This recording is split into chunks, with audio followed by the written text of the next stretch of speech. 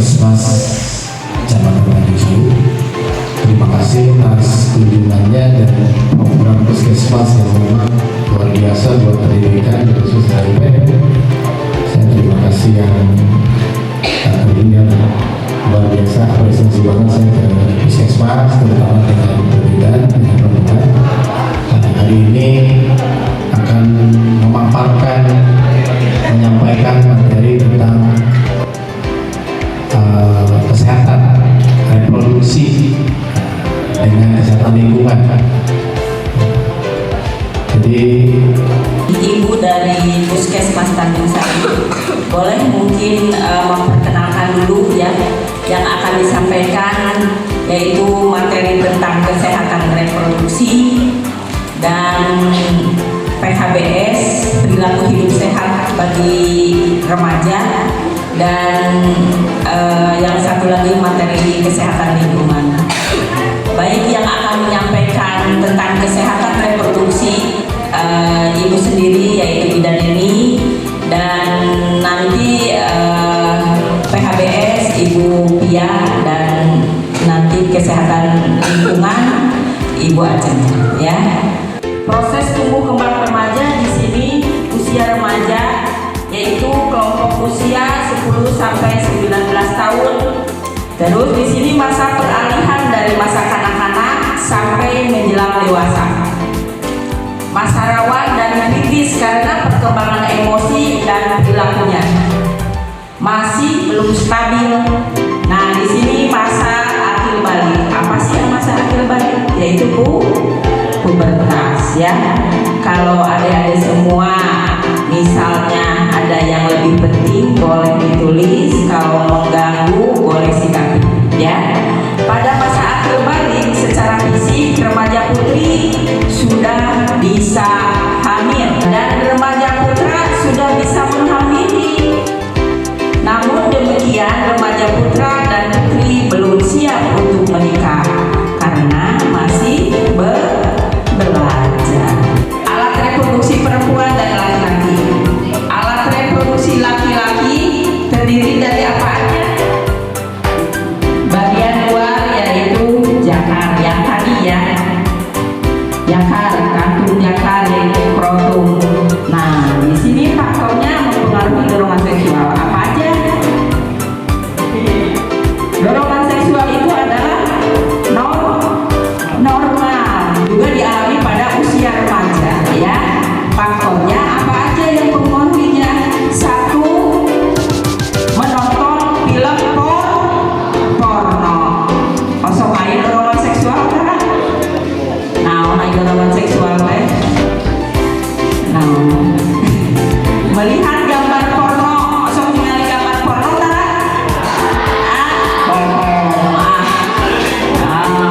Beberapa SMP 2 tahun dikira peng-HP ya. Mendengar cerita porno, pernah nggak? Cerita porno, aku mampu osok ya. Ya. Terus berduaan di tempat sepi, osok tara bobogohan.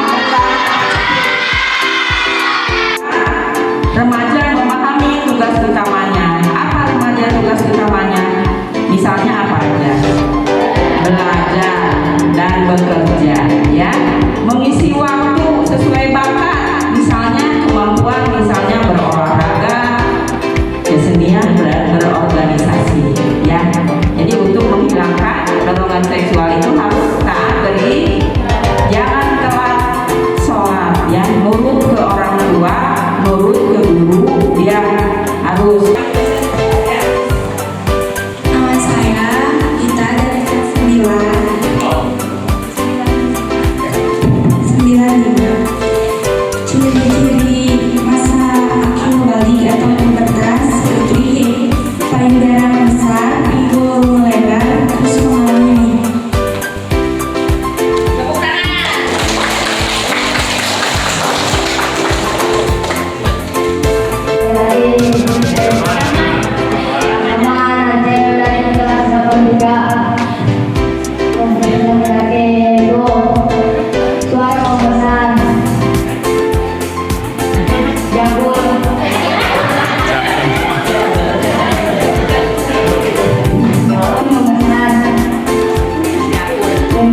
Ya.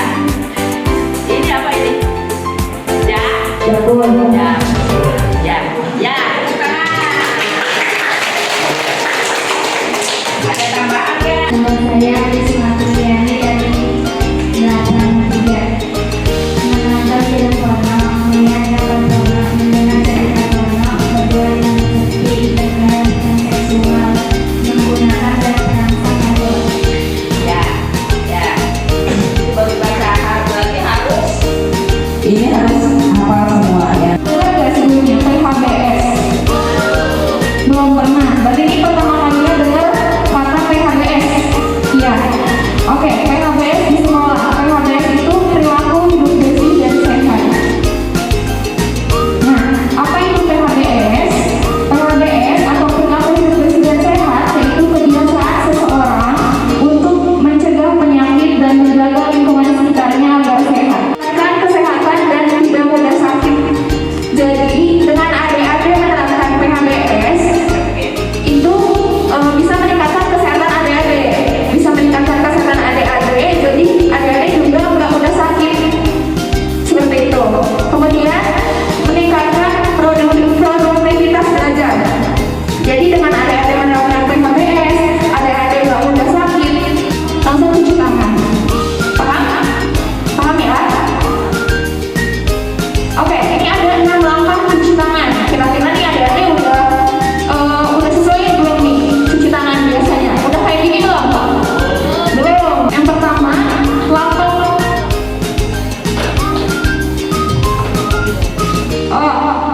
sebelumnya basahin dulu tangannya. Basahin dulu. Coba dipraktekin. Sambil dipraktekin. Satu. Ya. Dua. Oke, ikutin ibunya. Kelihatan nggak? Tiga. Terus cakep ini. Dikunci tangannya. Terus ibu jarinya kanan sama kiri. Nah, yang terakhir kukunya. Nah, sampai lutut. Ya. Nah, Sabit sama air mengalir pakai sabun.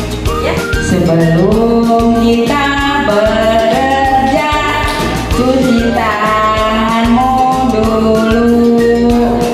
Sebelum kita bekerja, cuci tanganmu dulu. Ayo, separah air tak? Ya, terus keempat,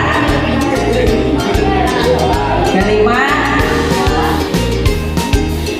nyakok, ya, keenam, ya, terus ke tujuhnya sampai ke siku, ya, ya.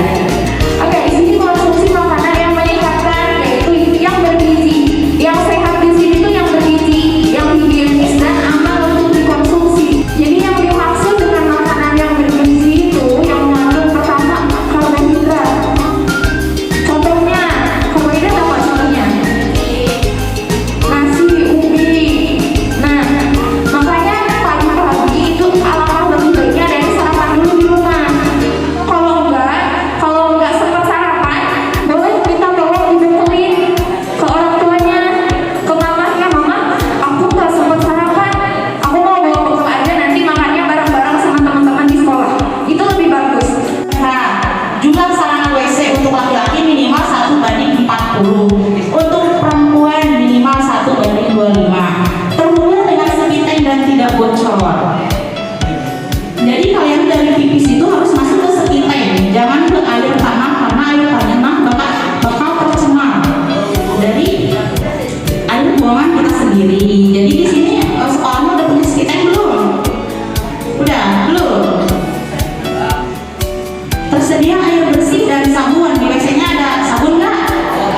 Nggak ada ya? Terus gimana itu kalau cuci tangan nggak ada sabunnya? Ayo dong.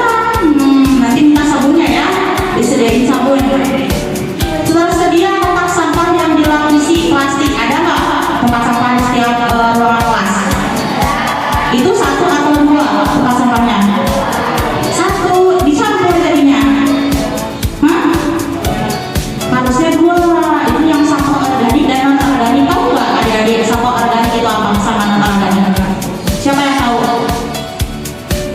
Ada yang tahu nggak? Sampah organik dan non organik apa itu perbedaannya? Harusnya tempat sampah itu di setiap kelas ada dua, organik dan non organik. Organik itu dari sisa makanan, daun-daunan, ranting, itu organik maksudnya. Kita masukin nih kalau ada daun yang bergeletak di tanah, masukin ke organik. Yang non organik dari kaleng, batu baterai, plastik, styrofoam, nah itu non organik. Karena peruraian mereka beda setiap sampah itu. Terus ini ada TPS-nya? Nggak tahu. Diangkut nggak setiap hari? Pernah berceceran nggak sampahnya? Pernah. Nggak dimasukin ke tong sampah. Nanti kan itu ada lalatnya enggak tuh jajanan kan dia. Nanti bertelur. Pernah nggak? Saya pernah lihat loh di salah satu warteg di Tanjung Sari, lalatnya bertelur di makanan yang di dalam warteg itu. Jadi kalian tuh kalau jajan atau apa lihat-lihat, nanti keracunan atau mamanya udah tahu ya. Lalat itu sekarang lalat hijau itu bisa bertelur, nanti keracunan gitu. Jadi sampah itu harus dibuang ke tempat sampah, dijaga lingkungannya. Fasilitas cuci tangan yang tadi kalau dijelaskan oleh Bu Pia ya, kita tuh harus cuci tangan setiap dan sebelum mau itu makan, mau itu melakukan apapun. Sistem pembuangan limbah cair, air limbah mengalir dengan lancar. Tersedia penampungan air limbah yang tertutup, saluran pembuangan air limbah pada air dan tertutup. Bagaimana sih pengelolaan sampah itu? Tadi yang dijelaskan ada pemilihan sampah organik dan non organik. Pengelolaan